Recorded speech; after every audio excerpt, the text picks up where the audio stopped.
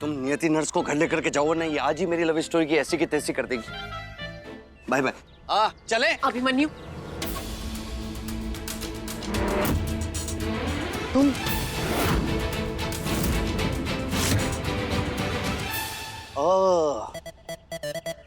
तुम्हें भी पुचके खाने हैं क्या? तो खा लेना, मतलब थोड़ा सा साइड में रहना। वो क्या है ना कि आज हमारी पर्सनल बातें होने वाली हैं। ना मैं पूछ के खाऊंगी ना तुम बस घर चलो। बिना बताए आ गए, घर पर सब परेशान हो रहे होंगे। और नहीं गया तो क्या करोगी? या मुझे उठा के लेके जाओगी या फिर जबरदस्ती गाड़ी में ठूस दोगी? मतलब एक नंबर की गुंडी हो तुम, मतलब खतरनाक। मैं बस एक फोन लगाऊंगी तुम्हारी माँ को, उन्हें बताऊंगी कैसे तुम बिना बताए घर से फिर से भाग गए। फिर जैसे सुबह तुम्हारी बोलती बंद हुई थी, वैसे ही तुम्हारा घर से निकलना भी बंद हो जाएगा। एक तो ये मुझे माँ के नाम पर धमकी देना बंद करो तुम, समझी? मैं डरता वरता नहीं हूँ किसी से। मैंने कब कहा तुम डरते हो? मुझे लगा कि उनके परेशान होने से तुम्हें तकलीफ होती है, इसीलिए। पर ठीक है, अगर तुम्हें कोई फर्क नहीं पड़ता उनके दुखी होने से तो जाने दो। तुम देखो मैं अभिमन्यु देखो, तुम्हें ऐसा नहीं करना चाहिए। तुम अभी अपने घर जाओ, हम बाद में मिलेंगे। हाँ, मुझे नहीं करना चाहिए ऐसा। मतलब माँ को परेशान करके मैं एंजॉय कैसे कर सकता हूँ? नहीं राइट। मुझे घर जाना चाहिए। हम मिलते हैं। हाँ,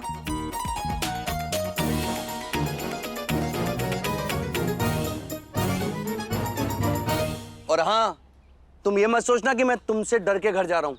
अगर ऐसा कोई डाउट दिल में हो ना तो उसे बाहर निकाल देना। वो क्या है ना, मेरी माँ परेशान हो जाएगी इसलिए घर जा रहा हूँ। और मैं तुम्हें कॉल करूंगा। अच्छा, कैसे? नंबर है तुम्हारे पास? अरे तुम्हारा नंबर तो मेरे दिल में है। आंख बंद करके 10 डिजिट डायल करूंगा ना अपने फोन के, तो रिंग तुम्हारे फोन में ही बजेगी। तुम्हें पता है ना, तुम बिल्कुल पागल हो। चलो मैं चलता हूँ, बाय, सी यू। आजो। बाय।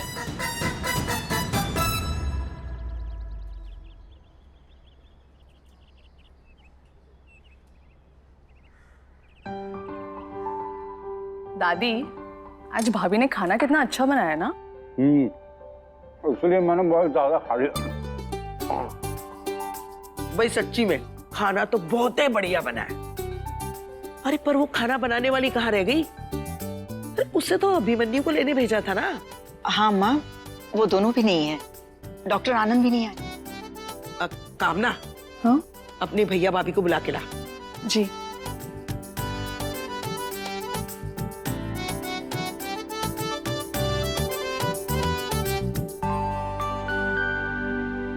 करण बिटवा, ऐसे बीच में खाना छोड़ के कहाँ उठ गए थे?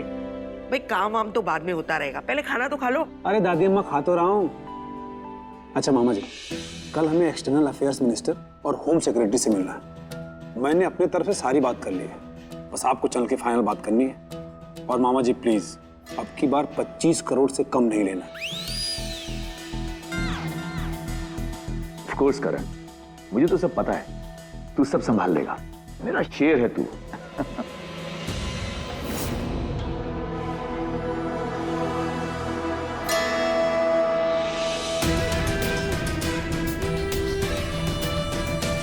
ये नालायक समर भी ना, इसे दोस्तों के साथ छुट्टियों पे अभी जाना था।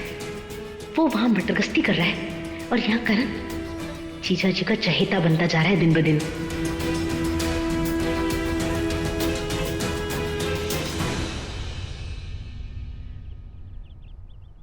शगुन, आई एम सॉरी। वो क्या है ना कि तुम अभिमन्यु के बारे में ज्यादा नहीं जानती, तो मैंने सोचा कि तुम्हें सच बता दूं। सच? हाँ शगुन, अभिमन्यु बहुत अच्छे इंसान है, लेकिन वो बीमार है। He is suffering from mental illness. What? Mental illness? और तुम उसकी नर्स हो ना?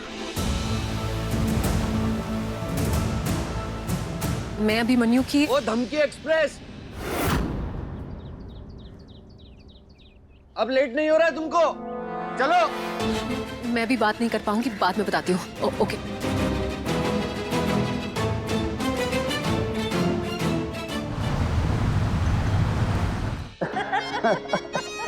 अम्मा, हाँ। चाय पीने की इच्छा हो रही है। योगी। हाँ हाँ, काहे नहीं। देवी, जाओ सबके लिए चाय बना कर ले आओ। इनको भी मैं ही देखती हूँ नौकरानी। अभी आप बोले ना कि ज्यादा खाना खा लियो, कोई जरूरत नहीं है चाय पीने का, पेट खराब हो जाएगा आपका। अरे तो हाँ, दिनकर भाई सामने पियेंगे ना, हम सब भी तो हैं, हम सब पी लेंगे। बनाओ। बुआ,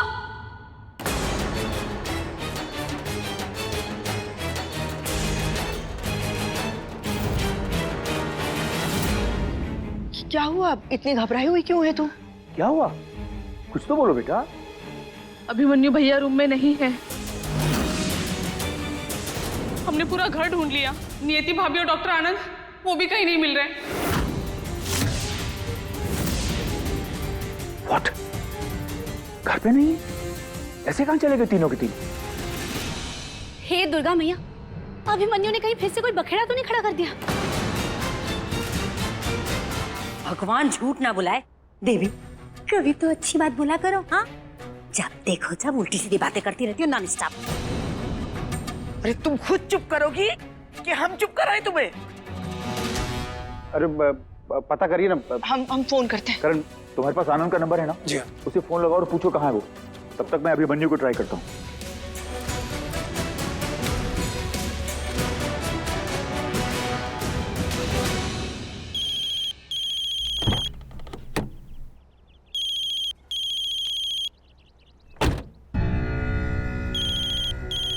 मनोरमा जी,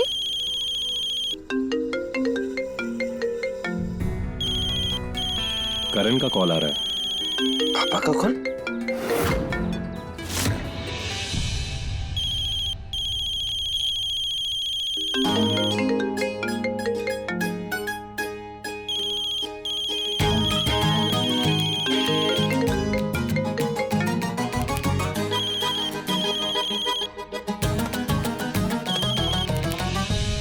हेलो जी मनोरमा जी। नियति, वो अभिमन्यु घर पर नहीं है बेटा। तुम्हारे और डॉक्टर आनंद के साथ है क्या? उसने कुछ किया तो नहीं? वो ठीक तो है? हाँ मनोरमा जी, अभिमन्यु हमारे साथ ही है, टेंशन की कोई बात नहीं है। मैं घर आकर आपको सब कुछ बताती हूँ। हाँ हाँ हाँ हाँ, ठीक है बेटा।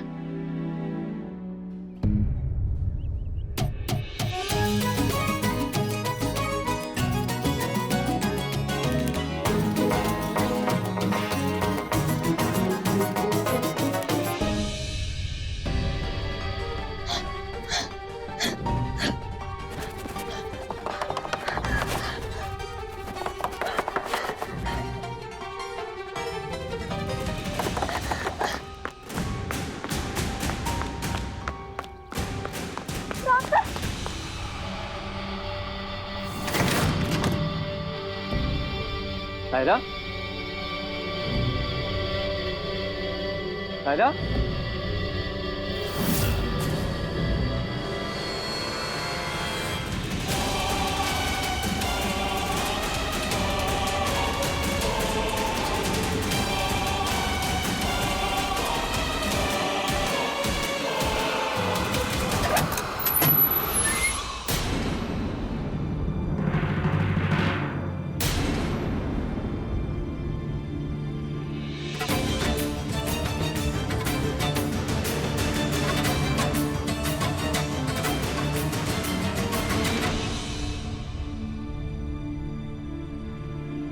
क्या भैया, क्या हाल है?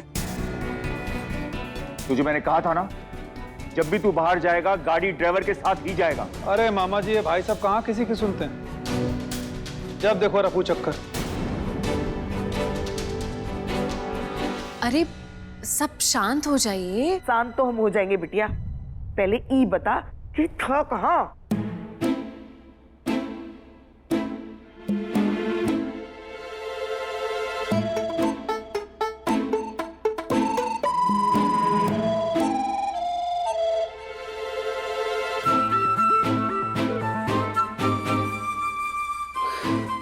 नियति जी आप बड़ी दयालु हैं। प्लीज बचा लीजिए।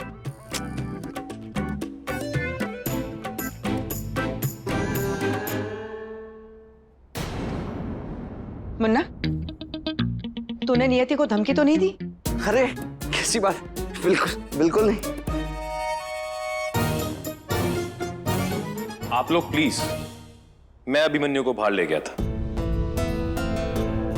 वो क्या है ना, अभिमन्यु थोड़ा एक्सट्रोवर्ट इंसान है, तो कमरे में बैठे बैठे ये परेशान हो रहा था, एंग्शियस हो रहा था, तो मैं और नियति इसे बाहर ले गए।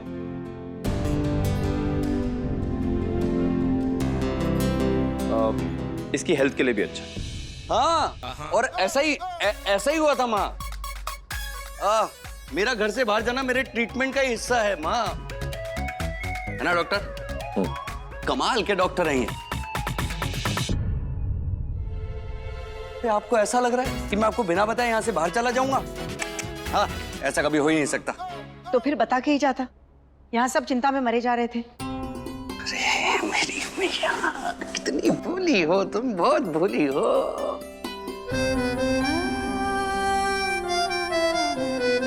इतनी फिक्र मत किया करो, वैसे भी मैं अकेले थोड़ी ना गया था। अरे मेरे साथ डॉक्टर साहब थे, और जो आपने नर्स रखी है ना, ये तो परछाई की तरह मैं पीछे पड़ी रहती है, और इसकी सीआईडी वाली नजरों से मैं बच सकता हूँ मैं फिर। इसलिए आप बिल्कुल भी चिंता मत किया करो मेरी। और माँ, आज मैं आपको क्या बताऊं, मतलब घर से बाहर निकल के ना मुझे इतना अच्छा फील हुआ ना, मतलब आज का दिन तो बहुत ब्यूटीफुल था मेरे लिए।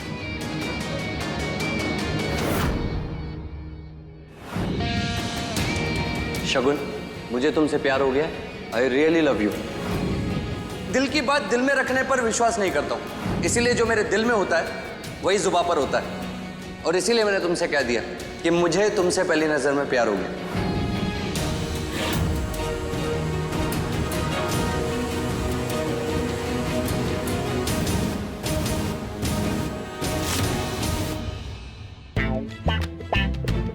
बहुत मस्त डॉक्टर हैं।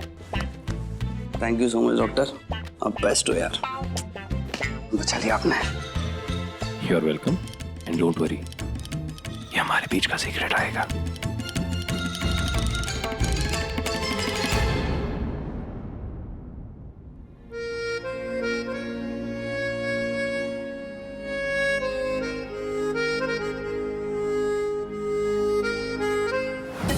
प्यार में कुर्बान होना तो किस्मत की बात होती है, और आज मैं अपनी जान तुम्हारे नाम करता हूं। आई लव यू शगुन।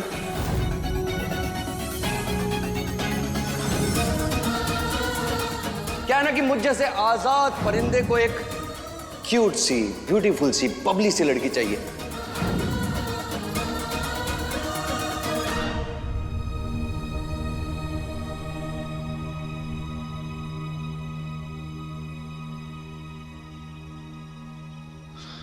नियति,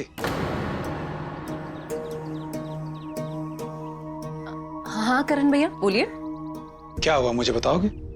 कुछ नहीं, बस ऐसे ही। वैसे जब से तुम इस घर में आई हो, हमें बात करने का और मिलने का मौका नहीं मिला। हालात ही कुछ ऐसे थे। नियति, इस घर में मैं 16 साल की उम्र से रह रहा हूँ, और तब से मामा जी के साथ काम कर रहा हूँ। काम की वजह से बहुत सारे लोगों से मुलाकात होती रहती है। बहुत सारी मुश्किल सिचुएशन को मैंने देखा है और सॉल्व भी किया है। हाँ, मैं मानता हूँ कि मुझे मामा जी जितना एक्सपीरियंस और समझ नहीं है, लेकिन मैं इंसान को देख के परख सकता हूँ, और मैं जानता हूँ कि जो कुछ भी तुम्हारे साथ हो रहा है वो गलत हो रहा है। अब मन्नू ने जो कुछ भी तुम्हारे साथ किया है उससे तुम बहुत हर्ट हो। तुम मुझे सच बता सकती हो और अपने तकलीफ को शेयर कर सकती हो। करण भैया, ऐसी कोई बात नहीं है। अपने पति को बचाना चाहती हो, उसकी हरकतों पे पर्दा डालना चाहती हो। नियति, मामी और मामा ने मुझे अपने बच्चे जैसा पाला है। अब मन्नू मेरा छोटा भाई है, वो मेरी जिम्मेदारी है, और मैं उसे तकलीफ में नहीं देख सकता, और उसे भी तकलीफ में नहीं देख सकता हूं जिससे वो प्यार करता है पर भूल गया है, और जो उसकी पत्नी है। अभिमन्यु को तुम याद नहीं, इससे तुम्हारा रिश्ता नहीं बदल जाता। तुम मुझे अपना बड़ा भाई समझो और प्लीज मुझे सब कुछ बताओ कि क्या हुआ है।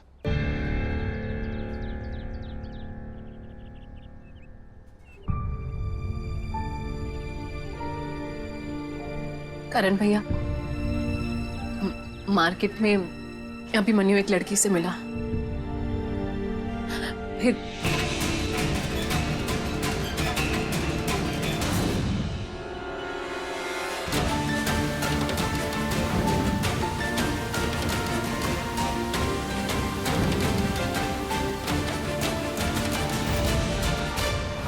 क्या नाम बताया? शगुन। सगुन। ओके, कोई बात नहीं। कल से वो लड़की ना तो अभिमन्यु की जिंदगी में होगी और ना इस शहर में।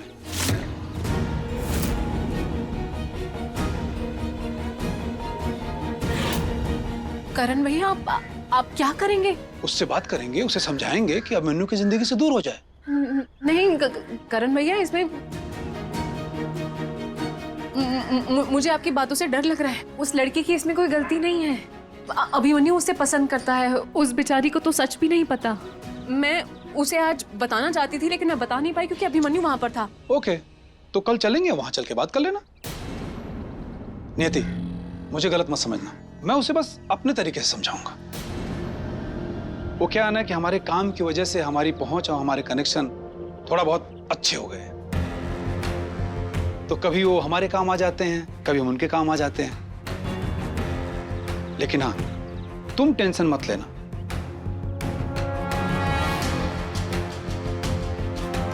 मैं अपने भाई की जिंदगी में किसी और लड़की को नहीं आने दूंगा, ये मेरा वादा है तुमसे।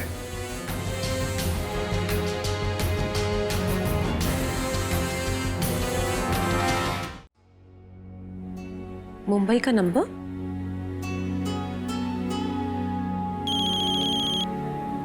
हेलो जी, आप कौन बोल रहे हैं? मुझे इस नंबर से कॉल आई। मैंने तो कोई कॉल नहीं किया आपको। मैम, एक्चुअली मेरे नंबर पर आपके नंबर से 2 मिस्ड कॉल्स आई हैं।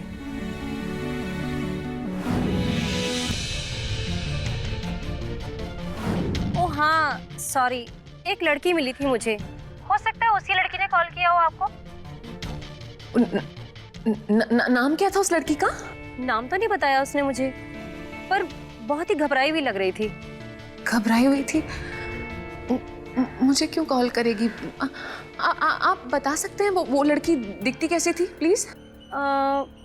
वो पतली दुबली थी, लंबे बाल थे और उसके कानों में बड़े से इयररिंग थे। Okay, thank you.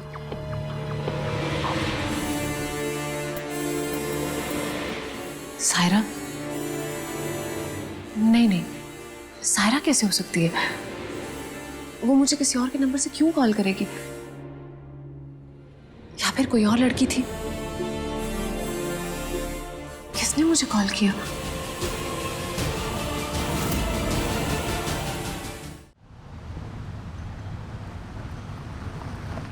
आज मार्केट में बहुत भीड़ थी इसलिए देर हो गई।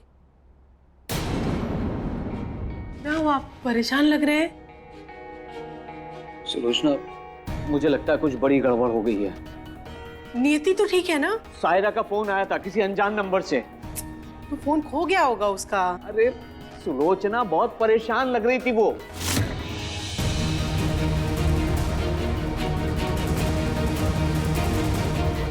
कहीं वो किसी मुसीबत में तो नहीं?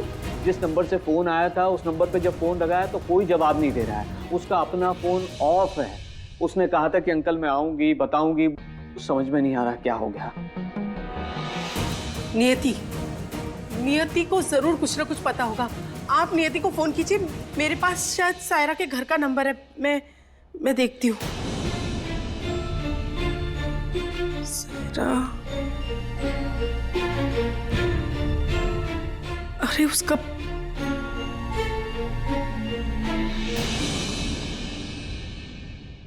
अरे आपने फोन क्यों नहीं किया नियति को? तुम्हें पता है क्यों? आप फोन कीजिए ना, वो आपकी बेटी है। पर क्या वो मुझे अपना बाप समझती है? देखो सुलोचना, ना तो उसने मेरी बात का मान सम्मान रखा और न ही मेरी बात की कोई मर्यादा रखी है। बस मुंह उठाया और उस अभिमन्यु और उसके परिवार वालों के पीछे चल पड़ी है। और जब वो लड़का उसको भूल गया है और जब तुम उसे लेने के लिए गई तब भी उसने तुम्हारा कहना नहीं सुना। जब उस अभिमन्यु ने उसके ऊपर उंगली उठाई तब भी नियति ने उस अभिमन्यु का ही साथ दिया। मुझे नियति से कोई बात नहीं करनी है।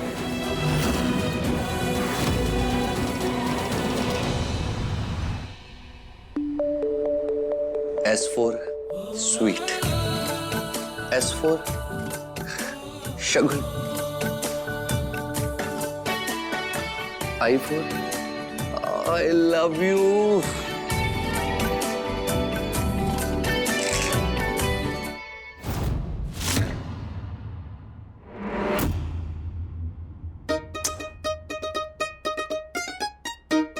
S for सिरदर्द.